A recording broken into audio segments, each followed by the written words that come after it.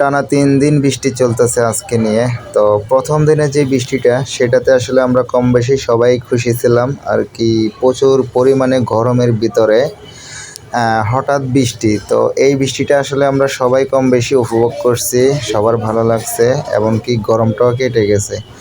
কিন্তু যখন বৃষ্টি 3 দিন অতিক্রম করে, আজকে নিয়ে 3 দিন বৃষ্টি হইতেছে, তো এই 3 দিনের বৃষ্টিতে আসলে হাওর অঞ্চল কিংবা গ্রাম অঞ্চলে যে মানুষ কিংবা কৃষক যারা, তাদের প্রচুর পরিমাণ ক্ষয়ক্ষতি হয়ে গেছে ইতিমধ্যে। তো এই সময়টা কৃষকদের মুখে হাসি থাকার কথা ছিল, যেখানে সেখানে কৃষকের কান্না আর কি, কষ্ট বা তাদের যে ফসলগুলা, সরি ভাই, ভুল আমার, আমি রং সাইড দিয়ে ঢুকে গেছি, তার জন্য সরি। তো এই সময়টা কৃষকদের মুখে যেখানে হাসি থাকার কথা ছিল, সেখানে তাদের যে একটা কষ্ট, যে কান্না কিংবা আর্তনাদ যাই বলি, সেটা বেশ কিছু জায়গায় দেখা গেছে। এমনকি বেশ কিছু জায়গায় তাদের ফসলগুলো পানির নিচে অলরেডি চলে গেছে। তো এই যে একটা অবস্থা, তো এই কষ্টটা আসলে তাদের ভুলার মতন না।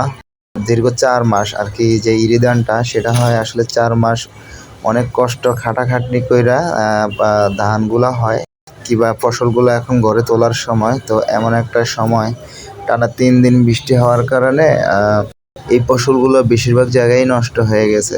তো সবচেয়ে বড় টার্গেট থাকে কৃষকদের এই মৌসুমটা, যেমন এটা হচ্ছে ইরিধানের মৌসুম চলতেছে।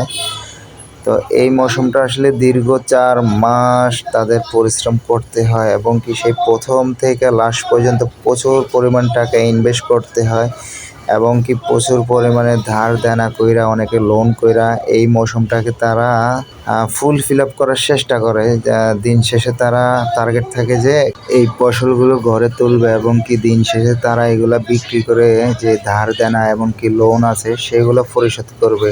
তো কৃষকদের এত বড় যে একটা আশা, সেই আশাটা আসলে ভেঙে চুরমার হয়ে গেছে এই বৃষ্টির কারণে। তো সবচেয়ে বড় কথা হচ্ছে আল্লাহ বিপদ দিয়েছে, আবার আল্লাহই উদ্ধার করবে, এটাই হচ্ছে সবচেয়ে বড় কথা। আর এদিকে প্রচুর পরিমাণে বৃষ্টি হওয়ার কারণে আমিও ভিজা একাকার হয়ে গেছি, এমনকি আমার ক্যামেরা ট্যামেরা সব ভিজা শেষ।